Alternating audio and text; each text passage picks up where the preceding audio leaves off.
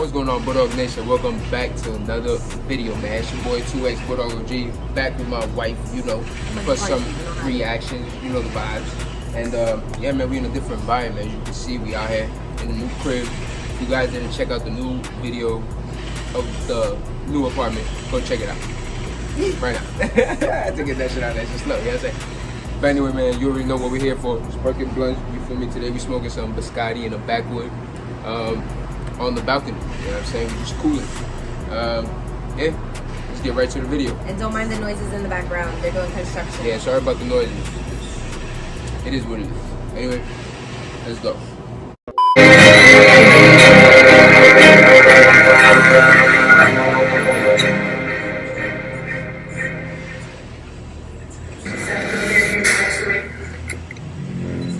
This is Base Webb, who's facing charges of attempted murder in Paris, Kentucky.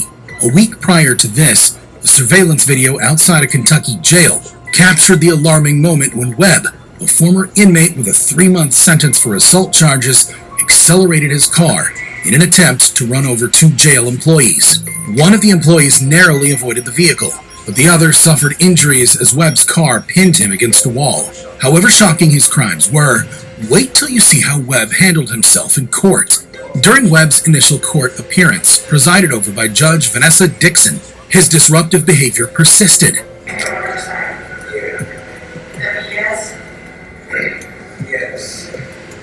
Before the proceedings continued, Judge Dixon informed Webb that she recused herself from the trial due to her acquaintance with the targeted jail employees, and because she simply didn't want to see Webb at all.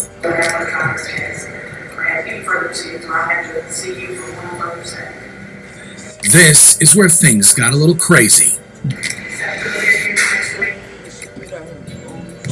Just in case you missed that, we'll slow it down for you. Webb literally spits on the judge.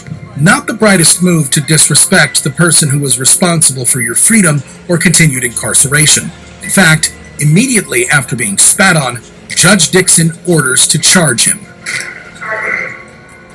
However, things didn't end here for Bass, because only a short period after this incident, while awaiting trial, he, along with 4 other inmates, incited a riot at the Fayette County Detention Center. During this chaotic event, Webb was shot with beanbag bullets and struck in the neck by a pepper ball. Undeterred, he proceeded to hurl a metal telephone box at a corrections officer.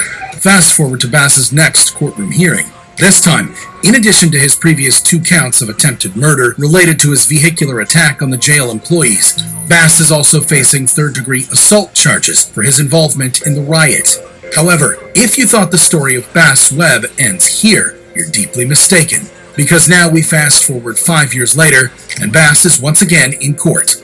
This time, Bass is facing charges for the murder of an ex-girlfriend from almost a decade earlier, Bria Runewitz. Interestingly enough, Bria had been studying to become a law enforcement officer and was a Bourbon County Jail employee at the time of her murder. A cold case was resurrected following a jailhouse tip that led to the discovery of the victim's remains. During this particular court appearance, Webb showcased a shocking new appearance adorned with sinister head tattoos. These tattoos unveiled a disturbing murder hit list targeting judges, prosecutors, law enforcement officers, and the media. As the courtroom proceedings began taking place, so did Webb's antics. Webb, do you want to come forward? Here we see the judge ask Webb to come forward and stand. Instead, Webb decides he would rather not and smiles at the request. Following over a week of courtroom proceedings, the jury reached a verdict, finding Webb guilty of intentional murder. The trial provided details of how Webb choked his former girlfriend to death and buried her in a shallow grave. Bass received a life sentence with the possibility of parole after 25 years. Bass Webb is a prime example of a convict acting crazy in court. However, 100-mile-per-hour car chases might even be considered to be a little more crazy, like in the infamous case of Ryan Stone, who is facing multiple charges, including attempted manslaughter in Denver, Colorado. In March 2014, Ryan embarked on a crime spree that extended across 5 counties and was broadcasted live by a news station's helicopter. The chase itself was nothing short of chaotic. Stone can be seen forcefully stealing 2 vehicles, one of which had a 4-year-old child inside it. According to authorities, Stone's escape led law enforcement on a high-speed pursuit, surpassing speeds of 100 miles per hour. If you watch closely, you'll see the vehicle Stone was driving collide with a Colorado State Patrol trooper. Trooper Bellaman Heaney had been trying to deploy stop sticks when Stone's vehicle collided with him. This incident resulted in multiple broken bones. This is when things got crazy. Only minutes later, a broadcast would film Stone forcibly removing another individual from their vehicle before fleeing the scene. The chase would transition to a foot pursuit after Stone crashed the hijacked car in the middle of an intersection.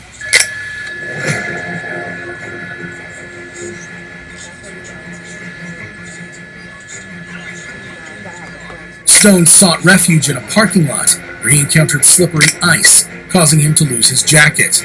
His path was soon obstructed by an insurmountable fence. Eventually, law enforcement closed in on Stone, and he ultimately surrendered. The chase lasted a grueling 1.5 hours during the morning rush hour. However shocking the case was, wait till you see how Ryan acted during his trial. Ryan was facing multiple offenses, including attempted manslaughter, first-degree assault, and child abuse. But that didn't seem to faze Ryan.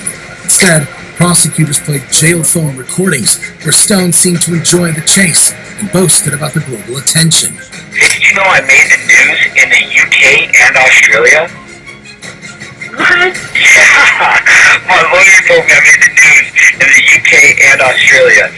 If you type in Grand Theft Auto on YouTube, my shit comes up first.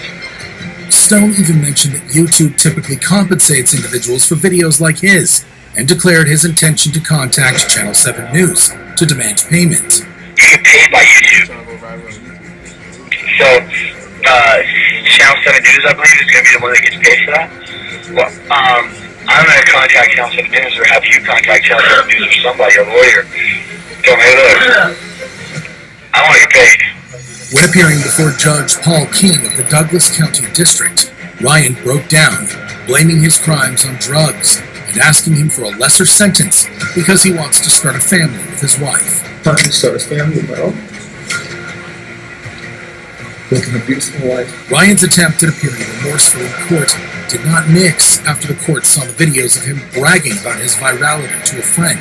The judge handed down a staggering 160-year prison sentence with no parole eligibility for 75 years. This guy is a menace, and he is gone from us now, and we are better for it. Ryan's behavior and reactions drew people to his case. However, he's not even our craziest convict, because next, we have a case that features two brutal teenage murderers in Antonio Barbo and Nathan Pop, who are facing charges for murder in Sheboygan County, Wisconsin. The two teenagers brutally killed Barbo's great-grandmother, 78-year-old Barbara Olson, in her Sheboygan Falls home in September 2012.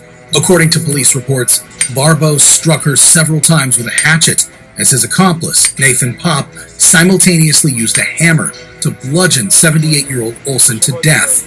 Only minutes after the attack, the boys would be seen on surveillance footage getting gloves and wipes, almost acting as if nothing had happened. However brutal the slaying was, wait till you hear how they justified the murder. How much money was in there, cash? About, I think, $150. And where is that? Some of it went towards food, and then we got pizza, and then some of it went towards weed, which I think is actually still at his house upstairs, if you didn't get it yet. That's right, you heard that correctly. The boys decided to murder Barbara Olson for money to buy pizza and weed. Watch here as surveillance footage captured the boys just hours later, enjoying a couple slices, almost acting as if they hadn't just committed a murder. During the trial, Barbo entered a plea of no contest to first-degree intentional homicide. This plea was part of a deal that reduced his charge. Previously, Barbo had pleaded not guilty by reason of mental disease or defect, but he changed his plea in this proceeding as a result. Barbo was sentenced to life in prison with the possibility of parole after 36 years, by which time he would be 50 years. When given the opportunity to address the court, Barbo struggled to express himself and could not complete his statement. I know I don't show my emotions much, and I myself am not sure why, but that doesn't mean I don't.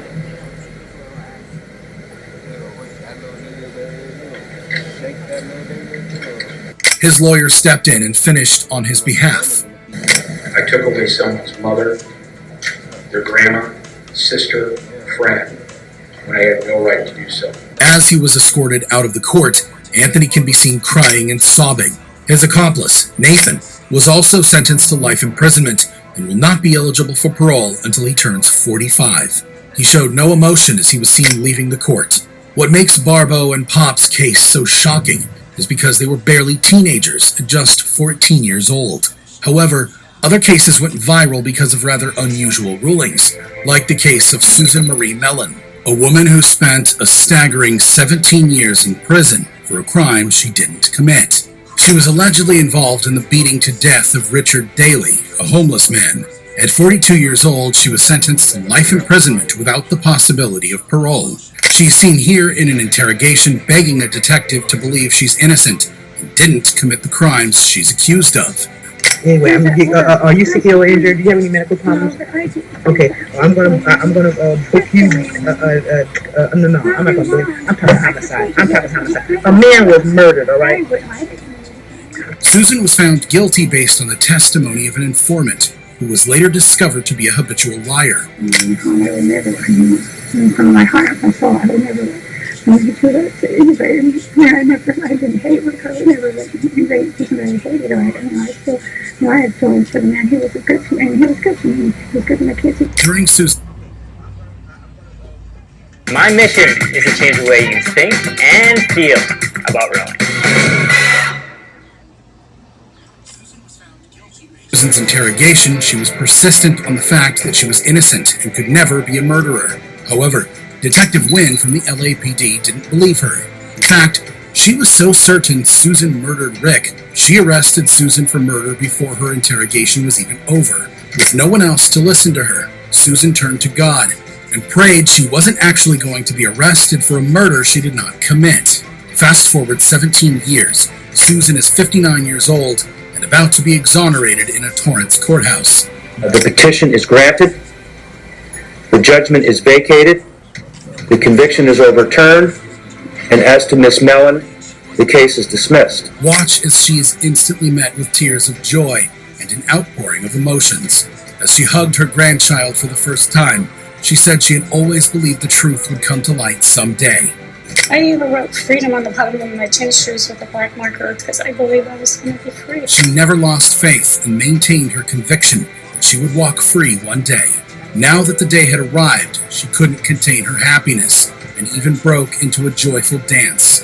As Susan embraced her family, she forgave those who wrongly imprisoned her, emphasizing the importance of forgiving even one's enemies. She eagerly anticipated sharing a McDonald's Happy Meal with her youngest daughter, reminiscent of the day they couldn't have one due to her arrest. In prison, but freedom wasn't in me. I always felt like I was free on the inside. Well, I mean, I still kind of in shock. I don't know if it still hasn't hit me. I didn't want to be bitter. I didn't want to be a miserable lifer. I knew I was going to go home. Is that your first cell phone? Yeah, I never had one. I don't even know how to turn it on. I'm free! Ah! Exonerations are not frequent. However, Susan Mellon isn't the only person whose exoneration case went viral. There's the case of Daniel Villegas, who spent 18 years in prison for a double homicide he never committed. At the young age of 16, Daniel was convicted and has been behind bars since. On April 10th, 1993, Armando Mando Lazo, 17, and Bobby England, 18, along with two other individuals, were walking home from a house party when a car approached them slowly and sped away. Witnesses reported that the car turned around and came back toward the group, eventually stopping. Someone from the back seat opened fire, tragically killing Lazo and England. However, the story doesn't end there. You're probably wondering how Daniel became a suspect to the case in the first place. Well, as it turns out, there was actually no physical evidence linking Daniel to the crime in the first place. Alright, man. That's it. We finished. That's it, guys. If you guys did enjoy that video, man, don't forget to leave a like, comment, and subscribe. You feel me? Stay tuned for the next video. We're going to drop more just like this. And, yeah, man, I hope you guys enjoy.